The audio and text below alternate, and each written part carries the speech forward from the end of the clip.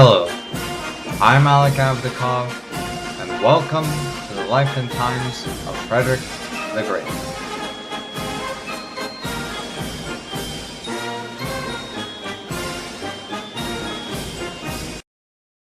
I'm now having a slightly more regular schedule.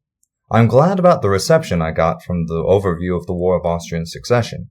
Thank you all to those who have listened to the last episode, and if you haven't, after this one, why don't you give it a look? But let's get into this topic straight away. In this episode, I wanted to focus on something about Frederick the Great's reign that is often overlooked: how he led the Prussian government. We spent an episode's worth on how Frederick Wilhelm expanded the Prussian bureaucracy, decreased the power of the nobles, and increased the stability of Prussian finances with the purpose of expanding the Prussian military to the fourth largest in Europe. That's the short version of it. If you're interested, go back and listen to Frederick Wilhelm Part 2. But ever since the first year of Frederick's reign, I have been focusing on the diplomacy and military aspects of his rule rather than his domestic administration. So let's begin with the important task of discussing the government of Frederick the Great. Also, I realize this is more of a dry topic, but it's still important to gain a better understanding of the time. To discuss Frederick's government as a whole, we must understand what Frederick believed his role was. We understood a bit from Frederick's book, Anti-Machiavel, published in the first year of his reign. Frederick was a firm believer in the idea of the king being the first servant of the state. He was quoted to have said, quote, "I look upon the interests of the state as my own. I can have no interests which are not equally those of my people." This can be compared to the French view of government that held everyone was a servant to the king. Frederick's philosophy seems vastly more selfless in comparison. But this view of a ruler serving the needs of his people can be traced to earlier Prussian rulers. We can go all the way back to Frederick's great-grandfather, the Great Elector, Frederick Wilhelm. The Great Elector was said to have worked as hard as his secretary, which was unheard of at the time. However, one must not think of this as giving ordinary people more power. No, the Prussian kings were very autocratic. It was a type of social contract. As an American, and most of you are, we are taught that a social contract is between the government and the people. We view it that if the government becomes too tyrannical, the people are obliged to overthrow said government. As a child of the Enlightenment, Frederick knew of this social contract and twisted it a bit. Frederick's view of the social contract was one, according to Tim Blanning's book, quote, "by which the luckless inhabitants of a state of nature delegated power to a sovereign with sufficient authority to maintain external security and internal order. In short, the people will give up their freedoms for there to be a peaceful and secure state." We'll now focus on how Frederick took the direction to create said security. One of the aspects of Prussia that is extremely difficult for anyone to understand, let alone a modern audience, is how the Prussian government made decisions. Prussia being an absolutist state, where the king had the first and final say, Frederick would guide the direction of the government. He was reported to have said that if he, quote, "discovered that his own skin knew what he was going to do, he would have peeled it off and thrown it away." To completely understate the matter, Frederick was secretive about how he made decisions. He thought his role as king was to make decisions alone and have his subordinates carry them out. Despite all his outstanding capacity to remember details, work absurdly long hours, and understand concepts with ease, Frederick was only one man in a state that had 2 million people within its borders. Therefore, the people in closest proximity to him would have some influence, no matter how much of a control freak Frederick was. Frederick's secretaries were said to have the most influence on Frederick because of their constant contact with the other. A secretary named August Friedrich Eichel had the most shadowy influence on Frederick. Eichel made Frederick rely on him for his work ethic. Eichel, the madman, worked from 4 a.m. to 2 p.m., took a 6-hour break, then went back to work from 8 p.m. all the way to midnight. Frederick would give the secretaries dictations and guidelines for how royal orders should be copied down. While Frederick had an incredibly sharp mind, he could not read every single paper that passed his desk for a signature. And when Frederick was on campaign, these restrictions loosened even further. To gain further knowledge of all his lands, Frederick would take a multitude of tours throughout Prussia. He would question the local officials about the problems and the needs of each region. He would even hear what the commoners and peasantry had to say. The king, according to one example in 1779, would quiz these unfortunate lower officials on topics including, quote, why nothing appeared to be growing on a particular plot of land, the number of cattle, the breakout of bovine epidemics, drainage, land reclamation and water transport, land ownership, why an officer retired from royal service, wheat yields, manuring, why hemp wasn't cultivated, the prosperity of peasants, immigrants, and timber management. This was all discussed in a single visit. Frederick had over 40 years of these local visits. Nevertheless, some officials were able to prepare themselves for these visits and show exactly what Frederick wanted while making no true improvements to their provinces. This dude in charge of Silesia was infamous for the type of corruption. But people were not as lucky as the official in charge of Silesia. Oftentimes, people found themselves behind bars. Now, let's focus on how criminal law was enforced in Prussia during this time. During the first year of his reign, some notable reforms he made were the abolition of torture in criminal proceedings, except in the cases of high treason or mass murder. In 1740, this was a massive step in giving rights to people. In 1755, the entire practice of legal torture would be banned in all cases in Prussia.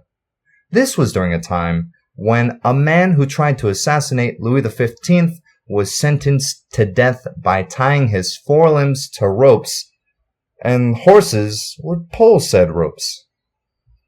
The death penalty was also severely restricted. All executions would have to be approved by Frederick, and the death sentences signed by his hand. In 4 years, from 1775 through 1778, in the later years of Frederick's reign, only 46 people were executed in all of Prussia. In the United States, in the year of our Lord 2009, 52 people were executed. However, Prussian criminal justice was no rosy picnic in the park. Often, in cases where lengthy prison sentences were dispensed, Frederick would lengthen the term a prisoner would serve. Armed robbery was a particular crime Frederick despised. Prussian prisons were also somber places to live in. According to Tim Planning's book on Frederick the Great, quote, a contemporary exposé claimed they were overcrowded, pestilential, filthy, dark, unheated, unsupervised, violent academies of crime. The condition of these prisons may have caused some detainees to believe that a death sentence would have been more merciful. For criminal justice to occur in Prussia, there needed to be skilled judges and a robust judicial system. However, Frederick inherited a slow, corrupt, exasperating judicial system from his father. But with the Opera House and the war with Austria firmly occupying his attention, Frederick could not focus on reforming the judicial system until peace was signed. The main guy who helped Frederick with reforming this corrupt system was Samuel von Kocheyi. This dude was diametrically opposed to Frederick on most things. He was old, God-fearing, not a man of the Enlightenment, and a conservative who did not think torture should have been abolished. Nevertheless, he worked hard for a justice system that, according to Tim Blanning's book, where, quote, justice should be administered fairly, quickly, and cheaply, and that the laws should be clear, concise, and uniform. In 1746, this dynamic legal duo went on a whirlwind of reforms. They fired incompetent and corrupt judges and held the remaining judges to a higher standard. Samuel von Cochet would start with the province of Pomerania, where there was a massive backlog of cases. In the 8 months he stayed in Pomerania, he oversaw the settling of roughly 2,400 cases. One reason for these court delays was because of how judges were paid at that time. They dragged out cases because they made a living from legal fees. Samuel von Cochet persuaded the local nobles to pay the judges so they could be more efficient. They also made the overall court system more comprehensible. In 1746, Frederick excluded the judges from the Holy Roman Empire from messing with purely Prussian cases. He also abolished courts run by Protestant churches. Frederick created one appeals court per province and a Supreme Court for all of Prussia. Samuel von Cochet worked as a controlled forest fire for the justice system of Prussia. While he did burn down many of the older institutions and cause some chaos in the short term, in the long term, he created a foundation for justice to grow and thrive in Prussia. However, Cochet would die in 1755, and justice fell off for a while in Prussia. The main task that began with Cochet, codifying laws in Prussia, would not be fully completed until after Frederick's death. However, much progress had been made in creating a unified legal code throughout Prussia, and it was completed a full decade before Napoleon created his civil code. Frederick championed the idea that everyone would be equal in the eyes of the law in Prussia. He once wrote, quote, "Everyone, be he high or low, rich or poor, shall receive prompt justice, and every one of my subjects shall always find the law administered impartially, without regard for person or status." Remember that this was a time when a vast majority of people in Europe who ruled with divine right. At this time, Frederick was being called the peasant king. I'll start this next section off by directly quoting Tim Blanning's biography of Frederick the Great. Blanning wrote, quote, "Yet, if Frederick qualified for the acclamation as the peasant king, he gave even more reason for the alternate sobriquet of Junker King." While his father, King Frederick Wilhelm, famously distrusted the nobility, Frederick was much more sympathetic to that class. Frederick Wilhelm would increase the private lands of the Hohenzollerns by taking away lands from the nobility. This would make the crown far richer and more able to make reforms to help the growing civil servant class and the peasants. But when Frederick became king, he gave back crown lands to his favorite nobles. When Prince Leopold of Anhalt-Dessau bragged about how much land he had taken from the nobles in his realms, Frederick was reported to have said, quote, "That is why it was overrun with Jews and beggars." We can address Frederick's anti-Semitism in a future episode. Nevertheless, he viewed the noble class as, quote, "the finest jewel in his crown and the luster in his army." By this time in European history, many of the members of the nobility were poorer than the non-noble merchants, lawyers, and the bourgeois class in general.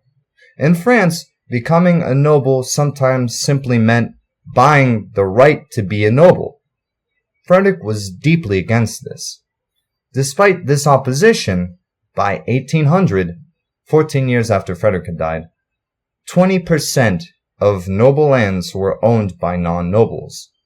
Even the military, a section of society Frederick more directly controlled could not halt the advances of the middle merchant classes. The officer corps, which was supposed to be strictly manned by the nobility, had a sizable number of middle-class members. During the 7 Years' War, a conflict that may or may not be happening later along in this podcast, many non-nobles were given commissions due to the extremely high casualties. However, after the war, a vast amount of non-noble officers were fired.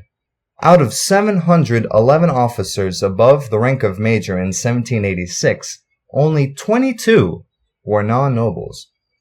Yet, this statistic is a little bit misleading.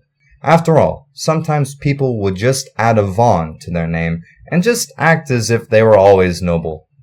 Just like Heath Ledger's character in A Knight's Tale, people would just make up noble-sounding names and hope that nobody would catch on. Frederick firmly believed that his noble class was meant to serve him in the military. These men should lead the ranks of the Prussian army and act with utmost honor. According to Frederick himself, quote, "Noble status can only be gained by the sword, by bravery, and other outstanding behavior and services. Therefore, there was an avenue for commoners to become noble, but it was only through service in the army." The work of the last three Hohenzollern rulers before Frederick set him up for a symbiotic relationship with the noble class. Frederick, being the richest man in Prussia by far, would give out favors and money to the poorer nobles who served him well in the army. The nobles could gain money and status, while Frederick had a ready supply of noble officers. Most people argue that Frederick's main priority as ruler was increasing the size and efficiency of the military. To be fair, with the neighbors he kept, can you blame him? Frederick himself said in his political testament of 1752, quote, "Prussia is surrounded by powerful neighbors. You must therefore be prepared for frequent wars." Shortly after he inherited the throne, Frederick discovered that wars were expensive.